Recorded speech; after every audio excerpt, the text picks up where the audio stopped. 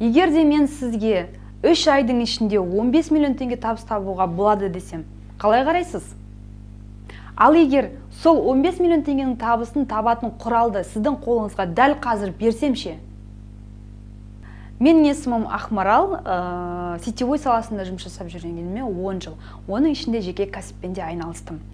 Осы уақытқа дейін өзімнің жеткен жетістіктерім бар. Алайда бұл жетістіктерге мен оңайлықпен жете қойған жоқпын. Осыдан 10 жыл бұрын ауылдан келгенімде қарапайым аңқау қазақ не істедік? Жұмыс іздеу барысында келдік те бір сетевойға, Qnet деген бір сетевойға келіп, кірдік те кеттік. Жоқтар ол жақта бір қолымыз өсіп кетті де, екінші қол өспегендіктен біз баланс болмағандықтан ақшамызды ала алмай, сонымен ол жерде біз ұтылдық.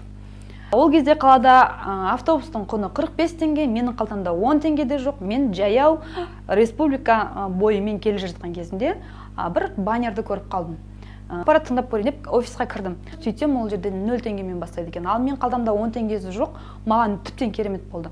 Ал ол жердегі басты мақсат сату. Өйткені ол жерде продукция бар, иә? Мен қайда сатам? Мен өзім кеше ғана ауылдан келген адам. Маған кім сенеді, кімге сатам, қайда барам деген сондай проблема болды. Бірақ маған қатты ақша керек болып тұрғандықтан, ондай проблема менде қатты маған блок қойған жоқ. Менің бизнесімді алға қарай жүргізіп кетуіме. Сонымен не керек? Тауарлардың бәрін алып алдым, базарларға бардым. Анау көшеде жүреді ғой, пирожки алыңдар деп ше. Сол секілді мен де өзімнің косметикамды ұсынып, сол бірінші күннен бастап бизнесім жүріп кетті.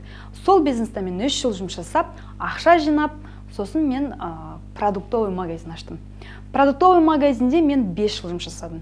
Ол менің санамда болып қалған оқиға, жаңағы продукциясы бар, сетевой, ол жақсы деген, е. Сонымен не керек, мен Oriflame-ға келіп тіркелдім. Oriflame-да әр 21 күн сайын 30-40 мың теңгеге тауар алып, бір жылда 800 мың теңге қарызға кірдім. Мен қалай қарызға кіргенін білмей қалдым. Материальный жаңағы ашпыз да, моральный тоқпыз. Күнде мотивация береді. Біреудің көлігіне қызығасын, біреудің айлығына қызығасын, біреудің путевкасына қызығасын. Сөйтіп әр 21 күн сайын 30-40 мың теңгеге тауар алып, қалай косякқа кіргенімді білмей қалдым. Бұл дегеніңіз, мен бизнес жаман, мен күштімін деп тұрған жоқпын, мен істей алмадым. Кезінде сол бизнеста жұмыс жасап жүрген кезімізде заты жоқ компанияларға сенбеңдер, олар өтірік, олар лохотрон, олар пирамида деп біздің құлаққа енгізіп қойған. Сондай бизнесті маған ұсынды. Мені чатқа қосып жіберді. Аң-таңмын. Ол жерде қайта-қайта ақша салмайсың, зат сатпайсың, тіпті бастау сумасы менің күлкімді келтірді. Ел жұрттың бәрі ақымақ, мен ғана ақылдымын ба? Ақша болғандықтан жүрген шығар деген бір ой келді. Матрицалық жүйедегі сетевойға бас соғып кеттім. 3 айда 1,5 миллион теңге табыс таптым.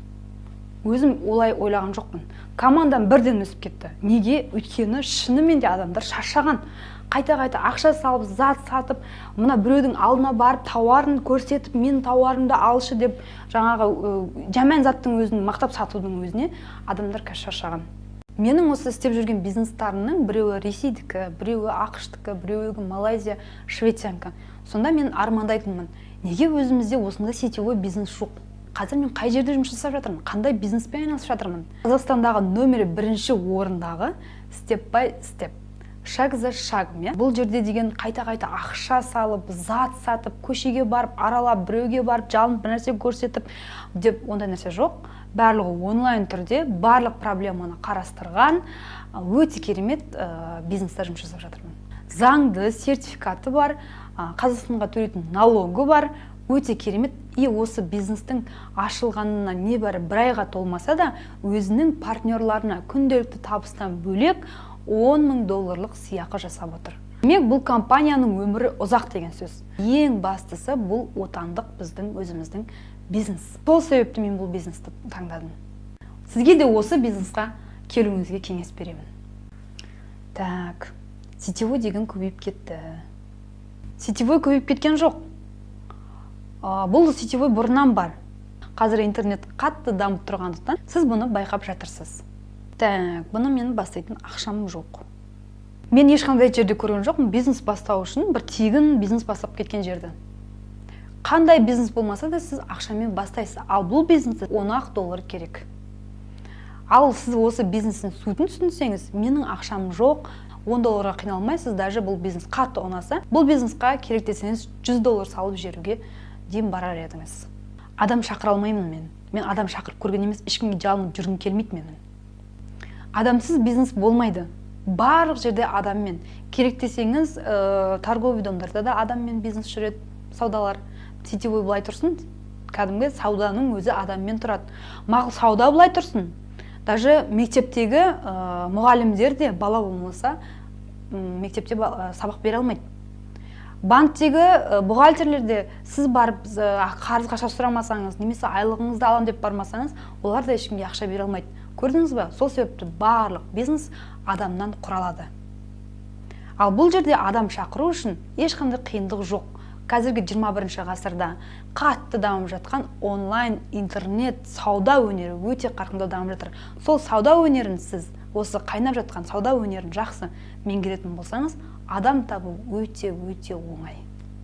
Ақшам кеп кетсе ше, одан да ол ақшама продукт алмаймын ба?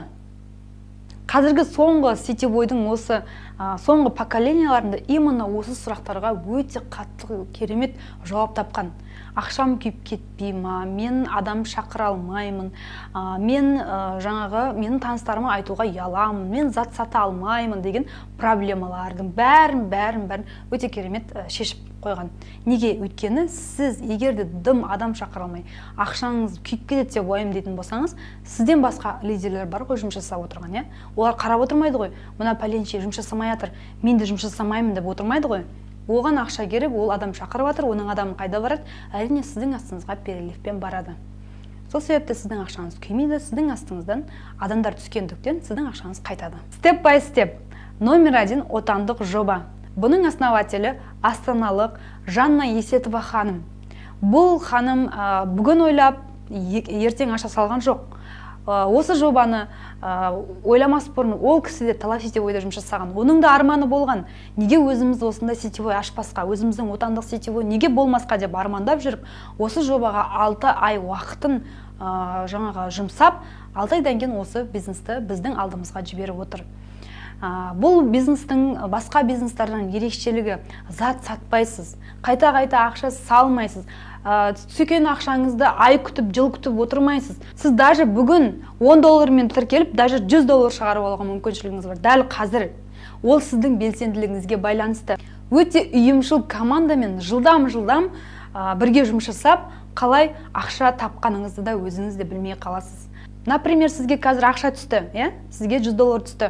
Ол ақшаны сіз күтіп отырмайсыз, ертең шығарам, арғын шығарам, маған уақыт керек деп. Бізде Жанна ханым осы именно вывод мәселесіне 2 электронный валютаны енгізіп қойды. Яғни бірінші жолы AdvoCash, екінші Perfect Money. Ары кетсе жарты сағаттың ішінде сіз кез келген карточкаңызға шығарып ала аласыз. Бұның бәрін арнайы біздер сабақ барысында үйретеміз. Еш қиындығы жоқ. Арнайы сіздерге көрсетіліп тұрған видео бар. Сол видео арқылы бәрін оп-оңай үйреніп аласыздар. Степ бай степ мен армандаған отандық номер 1 бизнес.